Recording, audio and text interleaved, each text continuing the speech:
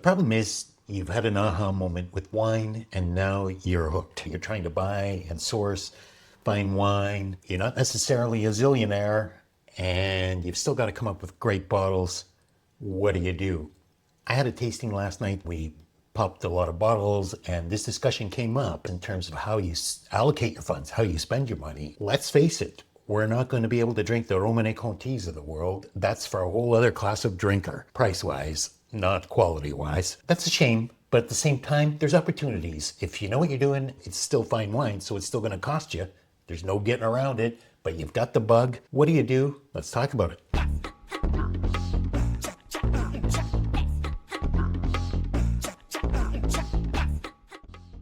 First of all, what do we got in the glasses? These wines were the reason we were getting together in the first place. I happened to have an older bottle. He happened to have a just released bottle, and it kind of illustrates the point in a really good way. This is the young one. You can see from the color, it's very, very pale. And it's super peachy on the nose. Nice, clean, bright fruit. Lovely, lovely. So hopeful, so positive, so sweet on the nose. It's almost like a peach drop. A lovely green herbal bitterness to it, through the mid-palate especially. It's much more convincing right now than it was yesterday. Lovely caressing finish, quite long. Very good. The second one, you can see it's a little bit darker. It's the same wine, a little bit older. I love how it's developed this golden sort of brown hue. Got a little floaty in it, but that's not going to hurt anything. On the nose, it's a little bit more toffee-ish, maybe more honey-ish. Less of that peach fruit coming through. But on the palate, it's sweeter. Hilarious. It's almost like the exact opposite of the other one. I don't know if that's the effect of age or it's just the two vintages in terms of style. This has got a great long finish and a very sweet and subtle mid-palate. And a bit of a bite when it goes in at the start. This is a really good wine. It's really nicely balanced. This was the 2010 Condrieu, Coteau de Vernon.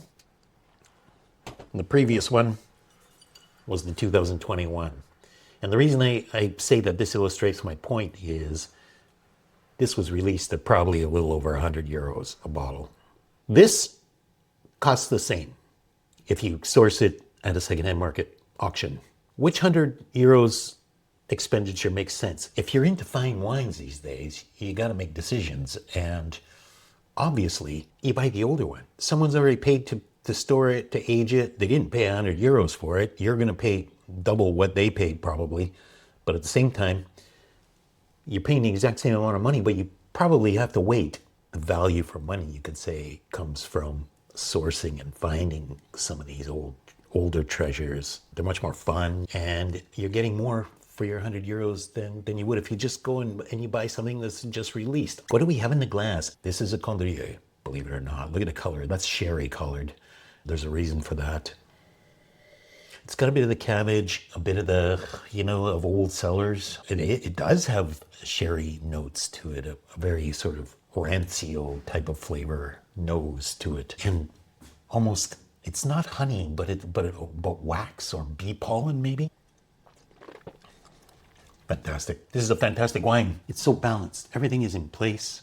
Kind of comes in a little bit dull, a little woody, and then kind of takes you along on a little ride through the mid palate where these honey tones and even a little bit of floral elements to it. Towards the finish, zips into a almost lemon and burnt sugar with peaches type of finish to it.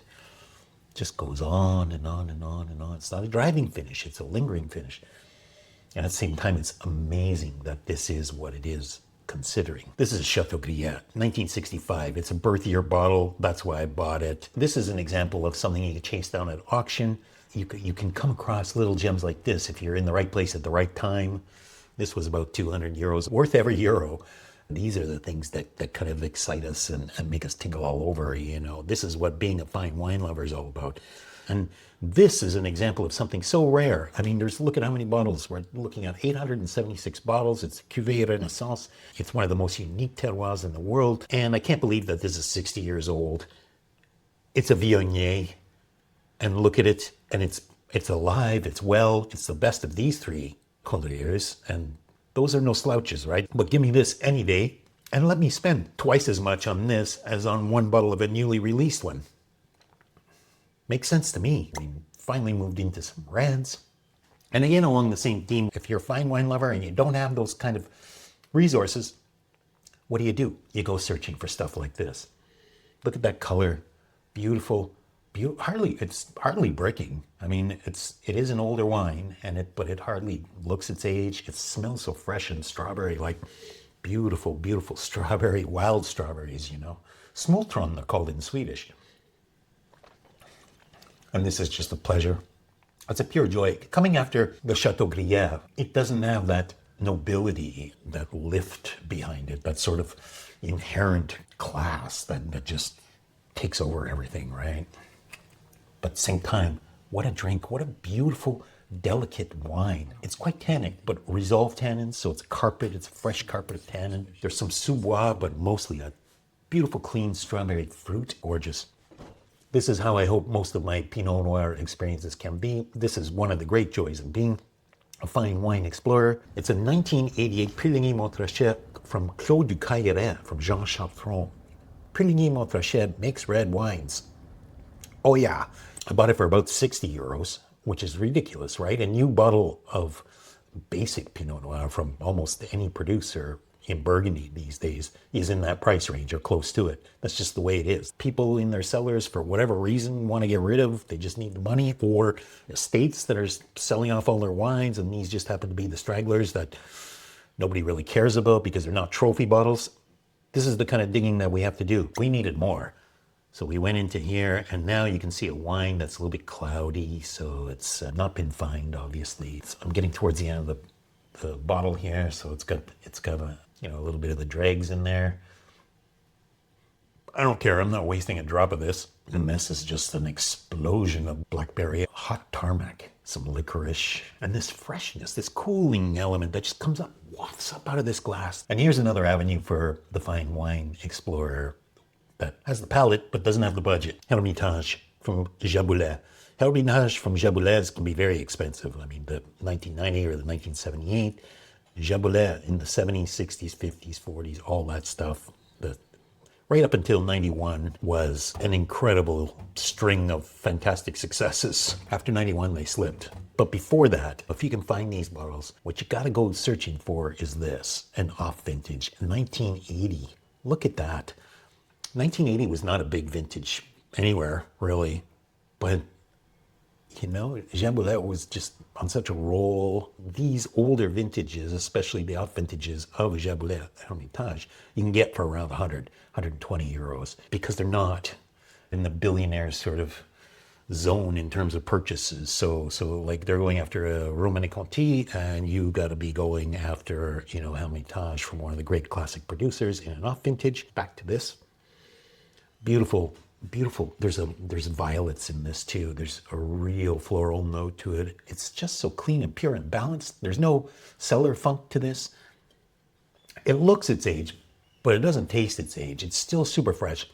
Still got miles to go. If you've got some of this in your cellar, lucky you, because it's not going anywhere. There's still lots of life left to this. I think this could develop further, believe it or not, especially towards the back end of wine. I'm so happy with these things, being able to access these kinds of things at reasonable prices, and then, you know, just trip the light. Fantastic, man. I've got the bug, but I don't have the cash. So what do? There's a couple of things. I'm hardly buying anything new. When there's a new release these days, I'm very careful about how I spend my money. For the most part, I stick to auctions. I stick to places like Ideal Wine, for instance, which is exceptional. Second tip, I think if you're going to be a fine wine lover and you want to be serious about it, trust in the buddy system. And by that, I mean, split the cost with somebody. For me, a buddy system is like having someone that you enjoy drinking wine with, you enjoy talking about wine with. They're just as passionate about fine wine as you are. And they're comfortable with the cost of 100 or 200 euros or whatever it's going to take, especially if, as in one of the other wines that we opened, is completely corked and it's a 200 euro wine. That sucks. That's a heartbreak of it. That's the chance you're taking when you go to, especially to auction. The buddy system helps because you have someone to, talk to about it and bitch, but also because you have someone that you can enjoy the wine with and you get to share it with. If wine drinking is anything, it's a spirit of generosity and sharing. The people who are passionate about it tend to clump together and get together in groups and share their experiences because they want to, because they love it, because they love talking about it. They love being around other people who love to talk about it. And it is one of life's great experiences once you've caught the bug. That's for sure. So that brings me into point number 3, which is I've been in and out of different tasting groups over the years. It always astounds me how generous these people are. They're all incredibly passionate. They all have a strategy where they can manage their budget in a way that they're still pursuing fine wine. And often they come with a lot of wines that they did buy on release back in the good old days when you could buy them and sit on them.